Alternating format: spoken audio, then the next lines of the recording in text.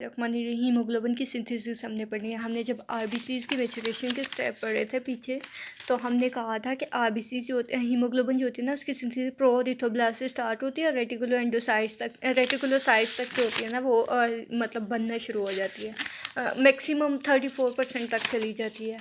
अब हमने देखना है कि आरबीसी इसके स्टेप क्या हैं जो हीमोग्लोबिन की सिंथेसिस में हेल्प करते हैं। ठीक है, तो इसमें हमारे पास टोटल 5 स्टेप आएंगे। ठीक है, सबसे पहले क्रेब साइकिल जो होता है ना, उसका मेटाबॉलिक प्रोडक्ट होता है सुक्सिनाइल कोलिन से। ठीक है, सुक्सिनाइल कोलिन के 2 मॉलिक्यूल मिलते हैं, 2 ग्लाइसिन के साथ मिलके पायरोल मॉलिक्यूल बना देते हैं। एक में 4 पायरोल मॉलिक्यूल अब मिलेंगे, प्रोटोपोरफायरिन 9 होता है। ठीक है, और प्रोटोपोरफायरिन 9 जो होता है ना, वो आयरन की फेरिस फॉर्म के साथ मिलकर हीम बना देता है। अब हीम जो होता है ना, वो आगे हीम जो होता है पॉलीपेप्टाइड चेन के साथ मिलता है। ठीक है, पॉलीपेप्टाइड चेन जो होते हैं ग्लोबुलिन सिंथेसिस सिंथेसिस मॉलिक्यूल होते हैं जो कि राइबोसोम में सिंथेसिस होते हैं। ठीक है, ग्लोबुलिन्स की चेन होती है जो कि सिंथेसिस होती है राइबोसोम्स के अंदर। ठीक है, ये सारे पॉलीपेप्टाइड चेन और हीम आपस में मिलते हैं, हीमोग्लोबिन चेन बना देते हैं। हीमोग्लोबिन चेन में या तो अल्फा बनाएंगे या बीटा बनाएंगे। ठीक है, अब अल्फा और बीटा, 2 अल्फा और 2 बीटा मिलते हैं आपस में, ग्लोबुलिन चेन हीमोग्लोबिन बना देते हैं। ठीक है, हीमोग्लोबिन जो होता है ना, अब उन्होंने कहा हुआ है कि ये हीमोग्लोबिन ए होती है, जो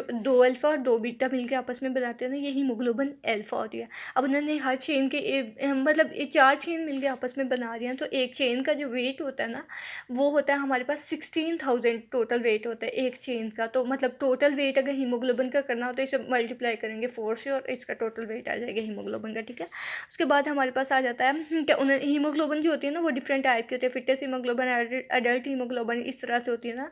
तो उन्होंने कहा है कि हीमोग्लोबिन जो होती है ना, मतलब उन सब में स्लाइड सा डिफरेंस होता है। और इसके अलावा जो होता है ना, उसकी चेन्स में डिफरेंट होगा, कोई अल्फ़ा और बीटा और डेल्टा वगैरह जो होती है ना, मतलब 4 तरह की चेन होती है, अल्फ़ा, बीटा, डेल्टा और गैमा चेन्स होती है ना। तो इनमें डिफरेंस होगा, डिफरेंट टाइप की हीमोग्लोबिन की टाइप बन जाएगी। अब उन्होंने कहा है कि जो चेन 2 आपस में मिलके हीमोग्लोबिन बना रही है ना एक मॉलिक्यूल, उनमें भी वो स्लाइड सा डिफरेंस होता है। अमाइनो एसिड की सीक्वेंस में चेंज आ जाएगा या अमाइनो एसिड के नंबर वगैरह में आ जाएगा चेंज, तो ये मिलके तो हीमोग्लोबिन की डिफरेंट चेन बना देती है। अब हीमोग्लोबिन की टाइप की बात की, चेन की बात की, 4 टाइप होती हैं। ठीक है, अल्फा, बीटा, गैमा और डेल्टा टाइप आ जाती है।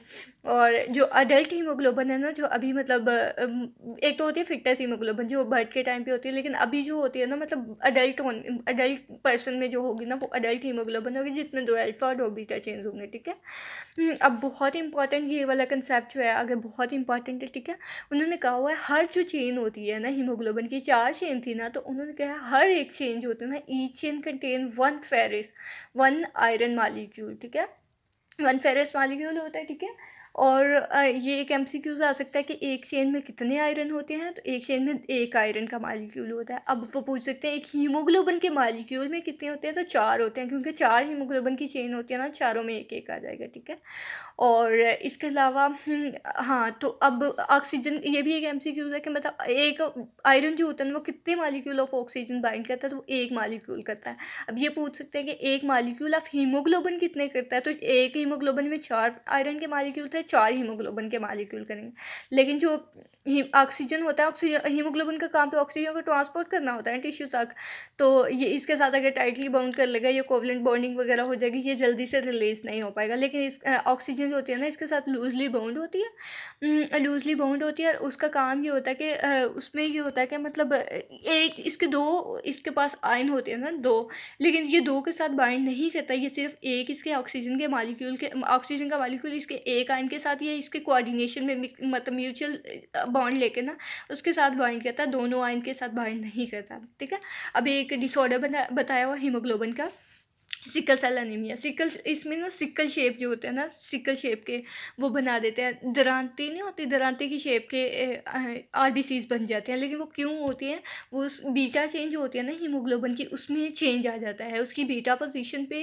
बीटा चेन में जो होता है ना, वो वैलिन जो होती है ना, एक उसमें अमीनो एसिड होता है जो चेंज हो जाता है ग्लूटामिक एसिड के साथ। ठीक है, और जब इस पर लो ऑक्सीजन एक्सपायर होता है ना, तो फिर ये इलोंगेटेड क्रिस्टल, इलोंगेटेड बहुत बड़े बड़े साइज़ के जो जो होते हैं ना क्रिस्टल बन जाते हैं इसके सिक्कल शेप में, ठीक है। अब आपको पहले ही पता है कि मतलब कैपिलरीज का साइज़ तो बहुत छोटा होता है, और आरबीसीज पहले अगर तो डिस्क शेप में होते हैं ना, फिर तो वो उसे यूज़ करके बैग उसका जो होता है ना, मतलब किसी भी शेप में चला जाता है और वो वहाँ से पास कर जाता है। लेकिन अब तो ये मतलब सिकल शेप का आ गया, ये तो वैसे वहाँ से कैपिलरीज में से पास करने में इसको बहुत मसला होगा, क्योंकि इसका साइज़ बहुत ज़्यादा इंक्रीज़ हो जाता है, ऑलमोस्ट 15 मिलीमीटर तक हो जाता है। तो जब ये कपल्ले में से पास करता है ना, तो कपल्ले की ये रप्चर कर जाता है, क्योंकि इसकी जो शेप भी चेंज है, शेप तो ऑलरेडी चेंज है, मतलब सिकल शेप में चला गया ना, और साइज़ भी इसका चेंज हो गया, इसलिए ये कपल्ले में से पास करते हुए रप्चर हो जाएगा, जिसकी वजह से अनीमिया हो जाएगा। ओके, बाकी आगे नेक्स्ट।